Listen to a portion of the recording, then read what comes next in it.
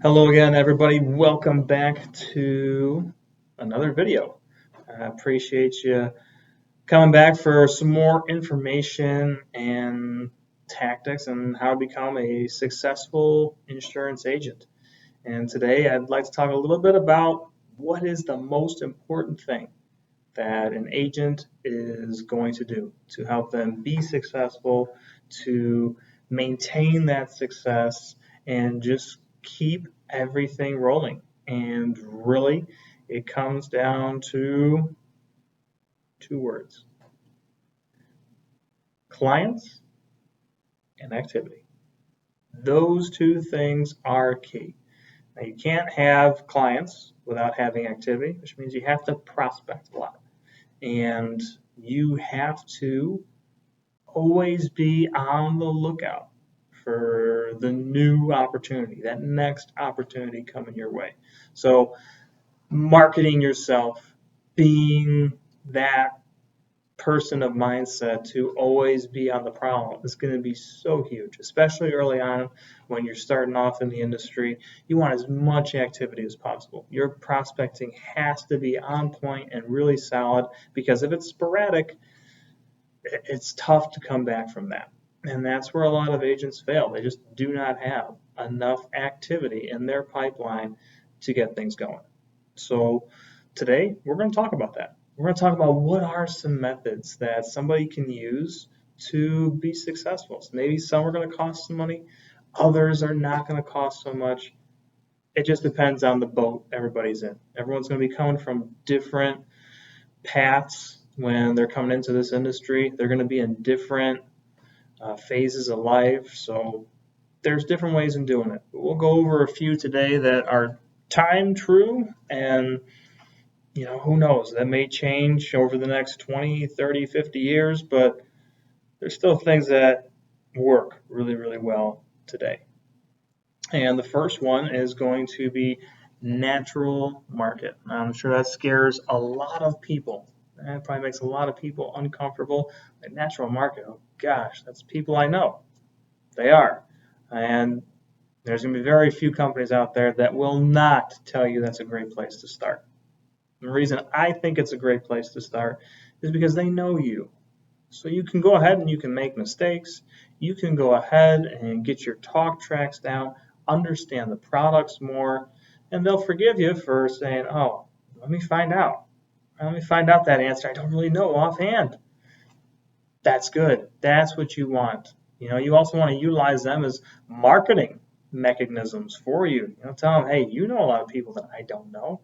You're in contact with people that I am not. Could you talk and see? Let them know what I do. Let them know how I can possibly help and throw them my way. All right, that's free. And if they're good family and friends, they'll be wanting to do that for you. So that's why I really like it. Not so much to try to make them as clients, even though you should want to. You want to help those around you, those that you care about the most, first and foremost.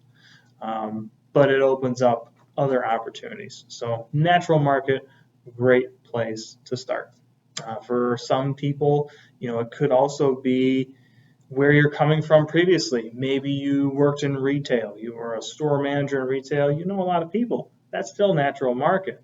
Maybe you didn't have like a buddy-buddy relationship with them, but they know you in some way, shape, or form. That's what natural market really is. Anybody who knows you in some way, by name, whether it's the banker or the waitress or waiter at the restaurant that you frequent, those are all individuals that are part of natural market. So it's not just family and friends. It's also family and friends of family and friends. So it's a very wide net that you can cast to get started and give you a great chance. Something else to think about too, today's world, social media is huge. If you're in the insurance industry and you are not on social media, you're going to have a tough time. Facebook is a great place to get started. Facebook has so much access to so many different people, and people that you may not even know. You put one post up, you get 1,900 views. how the heck did I get 1,900 views? I'm only friends with 150 people. All the people that those individuals are connected with see it. So it gives you a really big range of individuals to reach on a daily or weekly basis, depending on how you market yourself on there. Great platform to use. Highly encourage you to. LinkedIn is a good professional platform to make new connections, new friendships, new business relationships, possibly even some new clients there. You definitely want to look into that, especially if you're looking for referral sources, which we're going to get into a little bit, and you're looking for business owners to work with that you can possibly help add value to. And my personal favorite has always been networking. I know agents that call all day on the phone, still works. It's good. It does work. Takes a lot of time. I still know individuals who love working internet leads. They buy them, they work them, fantastic. I've always been a proponent of networking because you get a lot of new people that you get to interact with. You get to see different industries, expand your knowledge, but you get to create those relationships where you can be a resource for other people, and other people can be a resource for you. And that's a wonderful thing. And that's something that you should really, really think about getting into. Networking groups are fantastic. Definitely a good source. And they come in different shapes and forms. You don't want too many people from your particular industry in there. It makes you less effective. So you do want to do your due diligence on networking groups to find the right one that's a good fit for you. Now, there's also internet leads I touched on very briefly. Many companies out there. Each of these marketing methods I'm going to go over in later videos a little more in depth, but just want to give a brief overview of them. Internet leads is a good one to utilize. And, social media, maybe it's an email campaign, maybe it's cold calling. Could be natural market. It could be an actual mail campaign, sending out flyers or postcards. Those still work as well. You'd be surprised. Sometimes just thinking outside the box can be a very good idea that, hey, you know what? This sounds really weird. It works.